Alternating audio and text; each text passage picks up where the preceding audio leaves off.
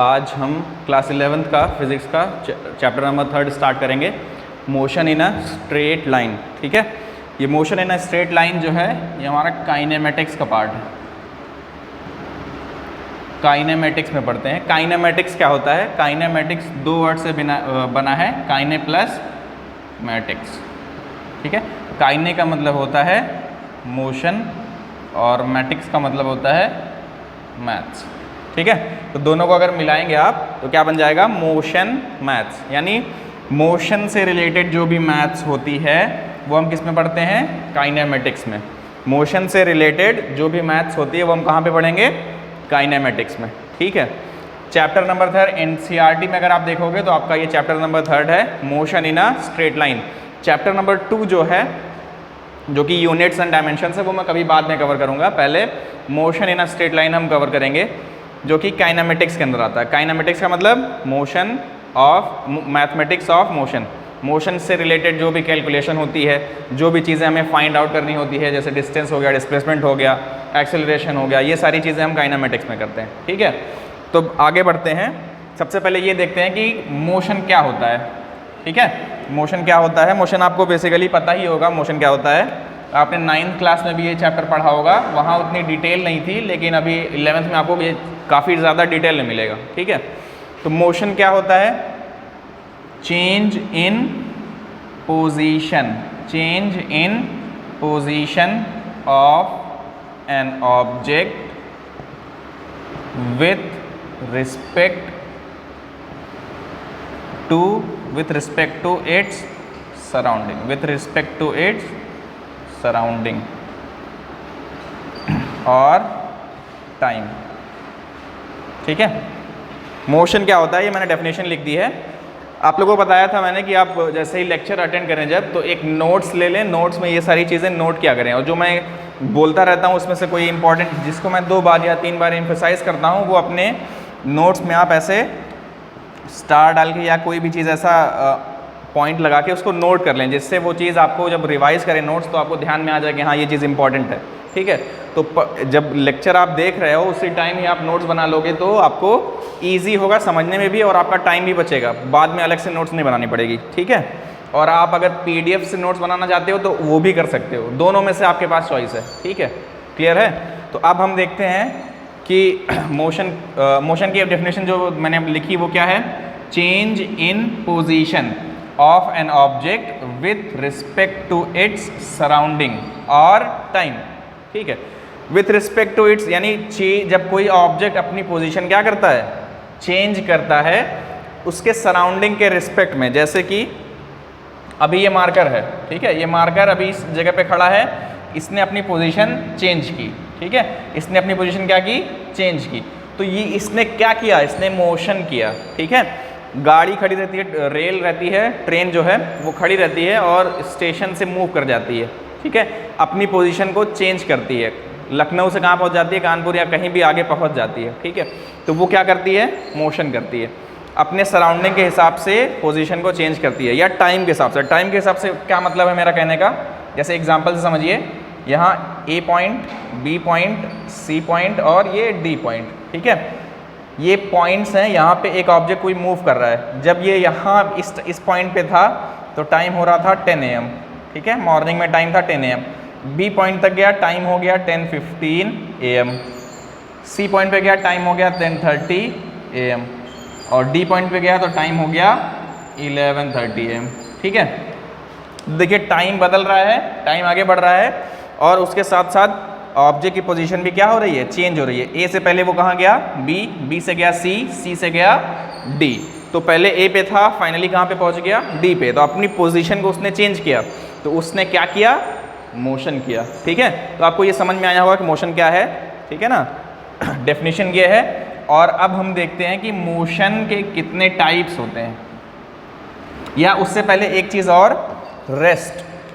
Rest का मतलब क्या होता है? रेस्ट एंड मोशन, ये 2 टर्म्स हैं एक दूसरे के उल्टे। मोशन का मतलब होता है जब कोई बॉडी अपनी पोजीशन चेंज करती है, और रेस्ट का मतलब क्या होता है? जब कोई बॉडी सराउंडिंग के रिस्पेक्ट में अपनी पोजीशन को चेंज ना करे। जैसे कि ये मार्कर यहाँ पे रखा है, क्या ये मूव कर रहा है? यहाँ पे रखा हुआ ये मार्कर ये मूव नहीं कर रहा है।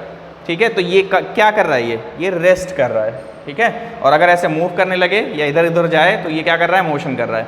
अपनी पोजीशन को चेंज ना करे तो क्या करेगा, रेस्ट करेगा, ठीक है। क्लियर होगा। अब देखते हैं कि मोशन के कितने टाइप्स होते हैं। मोशन जो हमारा है वो बेसिकली दो टाइप का होता है। एक होता है यूनिफॉर्म मोशन और एक होता है non uniform motion. Uniform motion और नॉन यूनिफॉर्म मोशन,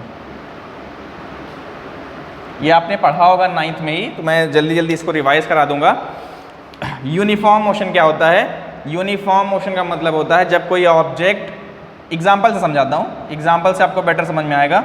ये एक कोई ऑब्जेक्ट है जो ए पॉइंट से गया बी पॉइंट पे, बी पॉइंट से गया सी पॉइंट पे, सी पॉइंट से गया डी पॉइंट पे, ठीक है। ए पॉइंट से बी पॉइंट जाने में उसने कितना डिस्टेंस कवर किया, 5 मीटर का। बी से सी जाने में भी 5 मीटर का डिस्टेंस किया। सी से डी जाने में भी 5 मीटर्स का डिस्टेंस कवर किया। ए से बी जाने में उसको 3 सेकेंड्स लगे, बी से सी जाने में भी 3 सेकेंड्स लगे, और सी से डी जाने में भी उसको कितना टाइम लगा, 3 सेकेंड लगा, ठीक है। तो अब आप देखो, जब वो जर्नी स्टार्ट कर रहा है, ए से कहाँ गया पहले, बी, तो कितना टाइम लगा उसको जाने में, 3 सेकेंड्स लगे। और कितना डिस्टेंस कवर किया, 3 सेकेंड में उसने 5 मीटर का डिस्टेंस कवर किया। तो वो 3 सेकेंड में 5 मीटर का डिस्टेंस ट्रैवल करके कहाँ पहुँच जाएगा, बी पे।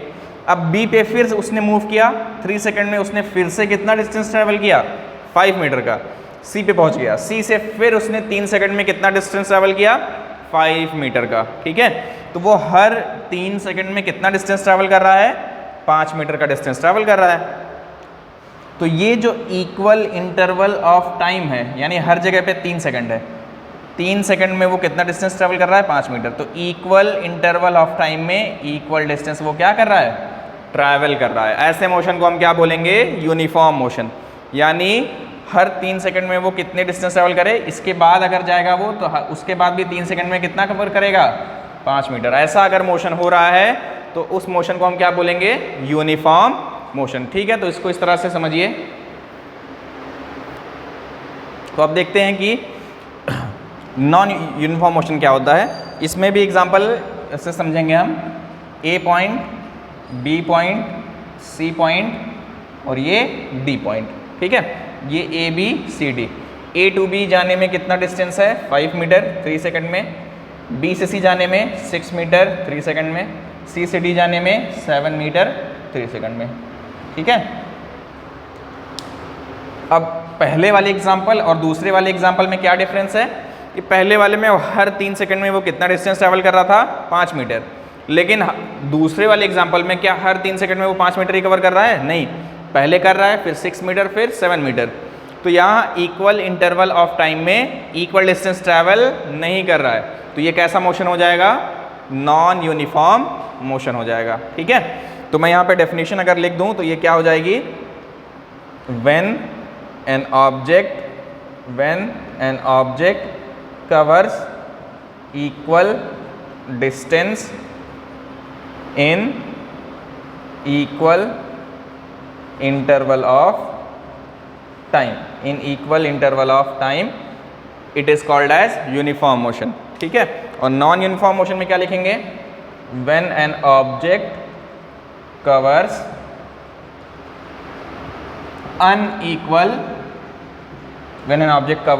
unequal distance in either equal or unequal interval of time, it is called as non uniform motion. Uniform motion का बेसिकली मतलब क्या होता है, कांस्टेंट वेलोसिटी या कांस्टेंट स्पीड। कांस्टेंट स्पीड आपकी है तो आप कैसा मोशन कर रहे हैं, यूनिफॉर्म मोशन। और अगर आपकी स्पीड कैसी है, वेरिएबल स्पीड है। वेरिएबल का मतलब चेंज होने वाली स्पीड है, यानी बार बार घट रही है, बढ़ रही है, कभी घट रही है, कभी बढ़ रही है, तो वेरिएबल स्पीड है। तो वेरिएबल स्पीड जब होगी तो मोशन कैसा होगा, नॉन यूनिफॉर्म। और अगर कांस्टेंट स्पीड होगी, यानी 3 मीटर पर सेकंड से जा रहे हैं तो उसी स्पीड से चले जा रहे हैं, तो ऐसी मोशन को हम क्या बोलेंगे, यूनिफॉर्म मोशन बोलेंगे। एग्जाम्पल एक लेता हूँ, जैसे कि आप अगर बाइक चलाते हो तो आपकी स्पीड कभी बढ़ती है कभी घटती है। रोड अगर खाली रहा तो स्पीड बढ़ जाएगी, रोड अगर भीड़ रही रोड पे तो आपकी स्पीड क्या हो जाती है, कम हो जाती है। तो एक कांस्टेंट स्पीड से आप नहीं चल पाते हो, कभी 30 होता, कभी 20, कभी 60, कभी 80, इस तरह से। तो आप कैसा मोशन करते हो उस टाइम पे? नॉन यूनिफॉर्म मोशन करते हो। और अगर आप हाईवे पे चल रहे हो सपोज, और आगे सामने कोई नहीं है, तो आप एक कांस्टेंट स्पीड से 90, 80, 100 किलोमीटर पर आवर की स्पीड से चल रहे हो, और वो स्पीड आप बार बार चेंज नहीं कर रहे हो, तो वहाँ पे आप कैसा मोशन करोगे? यूनिफॉर्म मोशन करोगे। ठीक है, ये आपको समझ में आ गया होगा, इतना आप ऐसे नोट कर लें। और अब इसके आगे थोड़ा सा बढ़ते हैं हम लोग। ठीक है, तो अब हम थोड़ा आगे बढ़ते हैं, इससे देखते हैं और क्या चीज़ें होती हैं। मोशन जो होता है, मोशन और 3 टाइप का हो सकता है। मोशन और 3 टाइप का हो सकता है। कौन कौन सा? 1 डायमेंशनल, 2 डायमेंशनल और 3 डायमेंशनल। 3 टाइप के क्या हो सकते हैं? मोशन हो सकते हैं, जो कि अभी तक फिलहाल प्रेजेंट है पूरे यूनिवर्स में। ठीक है, तो इस चैप्टर में हम क्या पढ़ेंगे? 1D और 2D पढ़ेंगे। ठीक है, 3D वाला जो है मोशन इन प्लेन, अगला चैप्टर जो आपका है उसमें पढ़ेंगे। और उसको पढ़ने के लिए आपको वेक्टर्स पढ़ना होगा। वेक्टर्स आप पढ़ेंगे पहले, तब वो चैप्टर आपको समझ में आएगा। ठीक है, तो इसमें 1D और 2D, तो ये 3 टाइप के मोशन होते हैं। 1D का मतलब क्या होता है?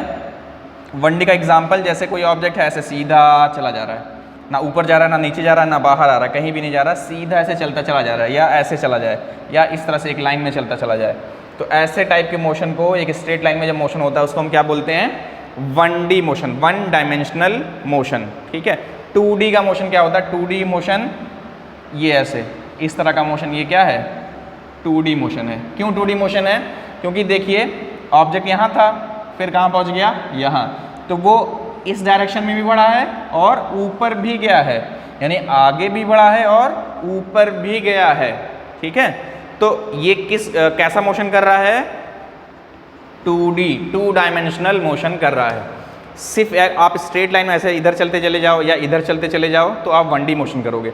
लेकिन आप ये देखिए, ये जिगजैग ऐसे मोशन है ना, तो इसका मतलब क्या है? वो आगे भी बढ़ रहा है और ऊपर भी जा रहा है, तो 2 डायमेंशनल मोशन है। तो ऐसे टाइप के एग्जाम्पल क्या हो जाएगा? 2D मोशन है। ठीक है, 3D मोशन क्या हो जाएगा? 3 डायमेंशनल मोशन। एग्जाम्पल इसका एरोप्लेन, जो आगे भी जाती है, ऊपर भी जाती है और ऐसे मुड़ती भी है। ठीक है, यानी आगे भी गई, ऊपर भी गई और ऐसे मुड़ भी जाती है। तो 3 डायमेंशन में वो क्या करती है?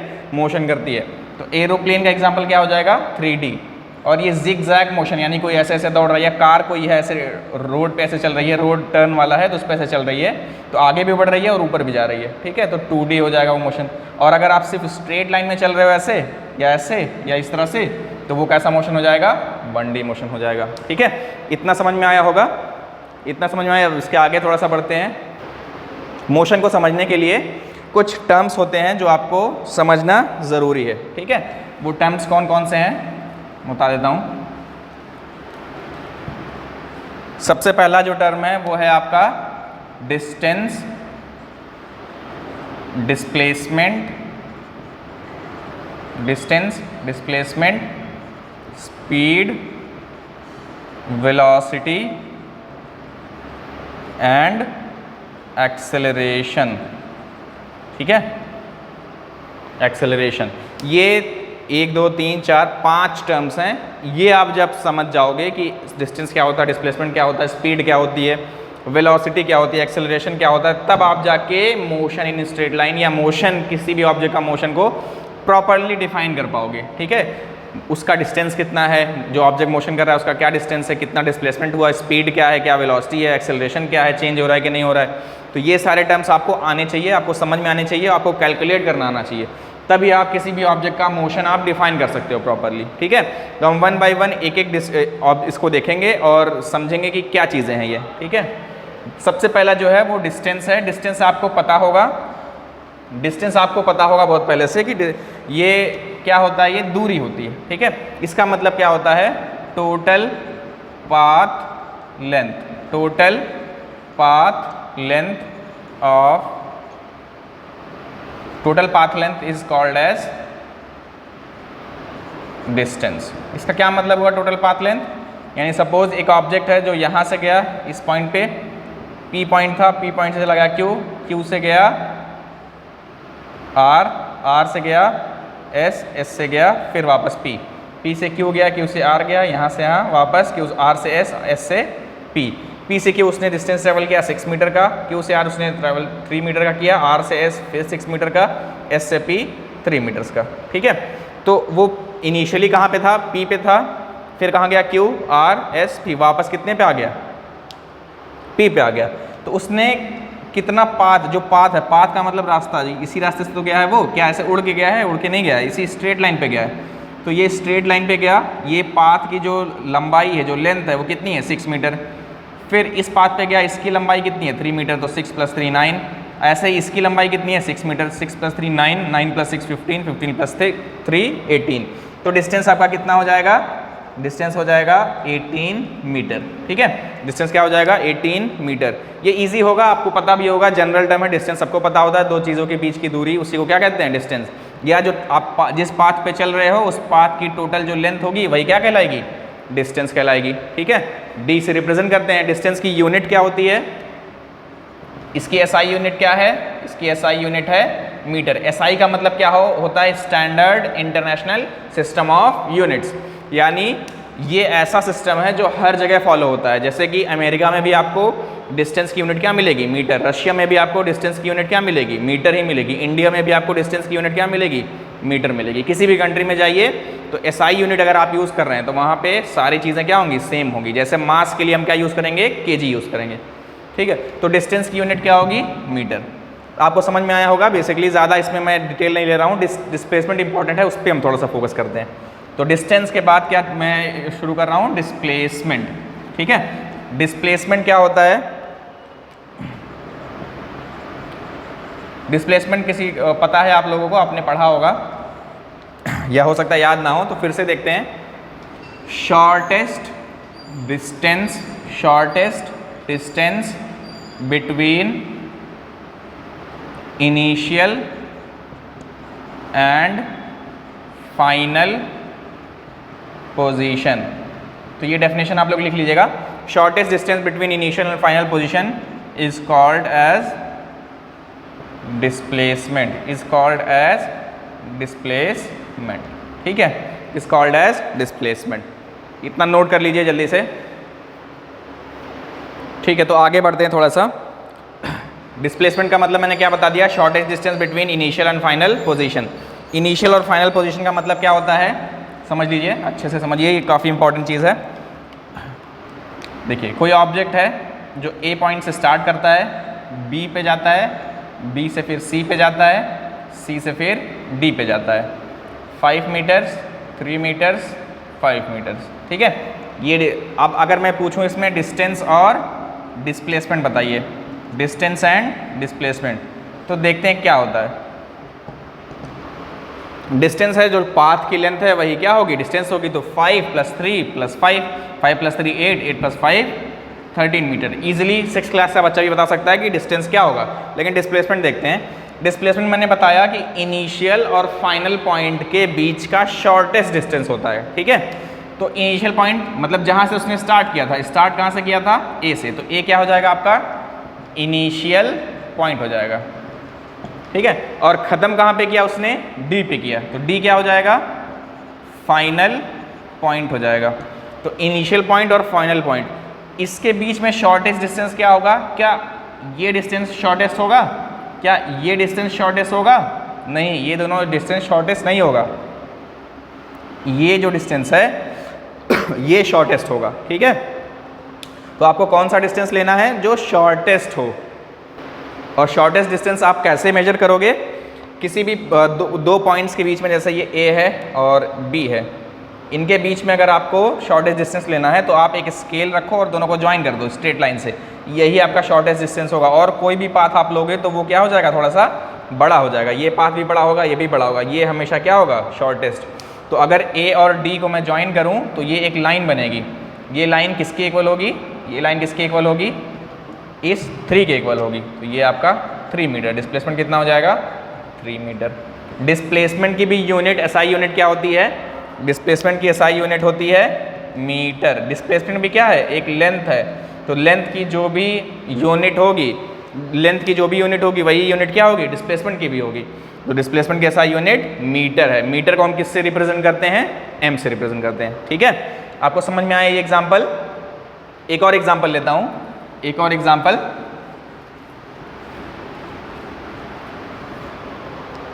एक एग्जाम्पल और, एक ऑब्जेक्ट है, एक एग्जाम्पल और मैं लेता हूँ, ठीक है। देखिए ये एक ऑब्जेक्ट है जो ए से स्टार्ट कर रहा है, कहाँ जा रहा है, बी पे, बी से स्टार्ट कर रहा है, कहाँ जा रहा है, सी पे, सी से स्टार्ट कर रहा है, कहाँ जा रहा है, डी पे, डी से स्टार्ट कर रहा है, ई पे, ई से वापस डी, और डी से एफ, ठीक है। ये इसका मोशन है। तो मैं अगर आपसे पूछूं कि डिस्टेंस और डिस्प्लेसमेंट बताइए तो आप कैसे बताओगे? डिस्टेंस कितना हो जाएगा? डिस्टेंस हो जाएगा आपका टोटल पाथ लेंथ। तो टोटल पाथ लेंथ कितनी होगी? 3 + 5 8, 8 + 3 11, 11 + 3 14, 14 प्लस वापस भी आएगा ना, 14 + 3 17, 17 + 2 19 मीटर। 19 मीटर आपका क्या हो जाएगा? Total displacement. अब हम डिस्टेंस हो जाएगा, सॉरी 19 मीटर टोटल डिस्टेंस हो जाएगा। अब देखते हैं डिस्प्लेसमेंट कितना होगा। तो डिस्प्लेसमेंट हम कैसे फाइंड करेंगे? डिस्प्लेसमेंट देखो, इनिशियल पॉइंट ये था, फाइनल पॉइंट ये है, तो इनिशियल और फाइनल के बीच का जो डिस्टेंस होगा वही हमारा क्या कहलाएगा? डिस्प्लेसमेंट। तो हम ये लेंथ अब कैसे फाइंड करेंगे? अब देखिए ये आपका टोटल 5 है, तो ये भी कितना होगा? 5, 5 में से ये 2 है, तो ये कितना होगा? 3 मीटर। तो आपका डिस्प्लेसमेंट कितना आ जाएगा? 3 मीटर, ठीक है। तो आपका ये क्वेश्चन सॉल्व हो गया। तो डिस्प्लेसमेंट पे और भी क्वेश्चंस हैं, और भी इसमें अच्छे अच्छे क्वेश्चंस हैं जो मैं अगले लेक्चर में कराऊंगा। इतना आप समझ लें, रिवाइज कर लें, कल दूसरा लेक्चर अपलोड हो जाएगा, उसमें डिस्प्लेसमेंट के काफ़ी सारे अच्छे अच्छे क्वेश्चंस कराऊंगा, और आगे स्पीड के पे हम थोड़ा सा मूव करेंगे, ठीक है। और डिस्प्लेसमेंट की कुछ प्रॉपर्टीज़ भी जो है वो मैं बता दूंगा। तो इतना आप समझ लें, नोट्स बना लें, और कुछ अगर डाउट होगा तो मुझे कॉल करके या मैसेज करके पूछ लेना, मैं बता दूंगा, ठीक है। Thank you.